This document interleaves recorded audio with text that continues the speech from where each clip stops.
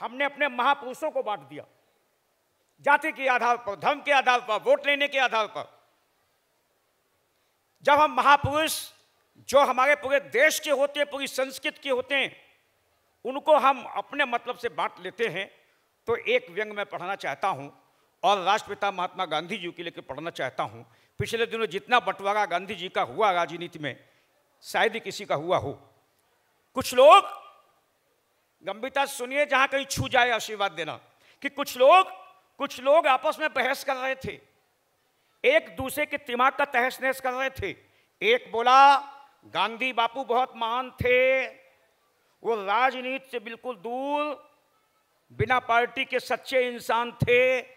तो दूसरा बोला क्या बकता है, किस सोच में रहता है, गांधी जी ने चलाया आंदोलन सत्याग्रह स्वदेशी, वो पक्के राजनीतिज्ञ थे, शुद्ध कांग्रेसी। बोला वो पक्के राजनीतिज्ञ थे, शुद्ध कांग्रेसी। तो दूसरा बोला क्या बकता है, गांधी जी के बारे में मुझसे ज्यादा जानकारी रखता है।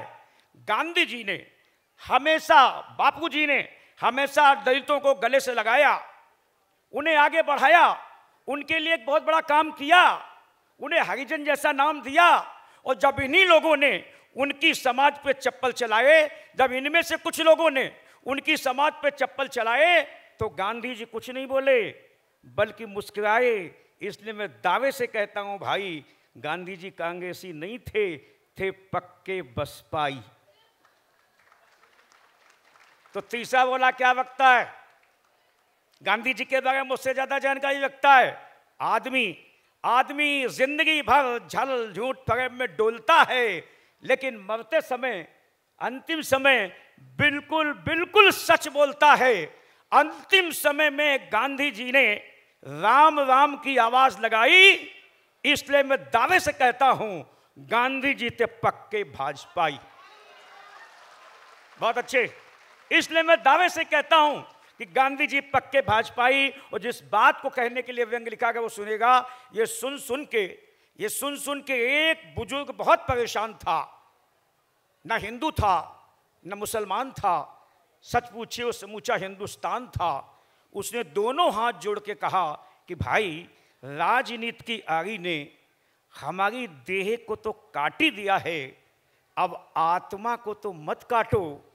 आंगन का बंटवारा क्या कुछ कम है, कम से कम बापू को तो मत बांटो। अच्छे। और ध्यान रखो, जिस आंगन के बंटवारे में बापू को भी बांट दिया जाता है, वो आंगन बहुत मुश्किल से पनप पाता है, बहुत मुश्किल से पनप पाता है, बहुत मुश्किल से पनप पाता है। चलते चलते चार पंक्तियां और फिर विदा। ये पंक्तियां मैं इसलिए कहना चाहता हूं कि नौजवान पीढ़ी भी सामने बैठी हूं, सारी आयु के लोग बैठे हैं सामने। व्यंग विसंगतियों से निकलता है, कुछ विसंगतियां आ रही हैं। पहले चार पंक्तियां इसलिए ये कह के पढ़ता हूं कि इस देश में, बेटियां भी बैठी हैं यहाँ पर, मंच में भी एक बेटी है, इस देश में एक बहुत बड़ा सवाल है। आजादी का अमृत महोत्सव मना लिया, बावजूद इसके विज्ञापनों में लिखा मिलता है बेटी बचाओ बेटी पढ़ाओ। आखिर गलती कहां हुई, टटोलना मन को। चार पंक्तियां सौंपता हूं एक अच्छे श्रोताओं को, आप सबको, और ये कहता हूं कि सोच छोटी रख, खुद का बेड़ा गर्क मत करना। गलती कहां हुई कि सोच छोटी रख, खुद का बेड़ा गर्क मत करना, और स्वप्न में भी किसी के स्वर्ग को नरक मत करना। स्वप्न में भी किसी के स्वर्ग को नरक मत करना। और चाहते हो जो पूर्व सबकी नजरों में, चाहते हो जो सबकी दृष्टि में सम्मान बने इनका, तो भूल कर भी बेटा बेटी में फर्क मत करना।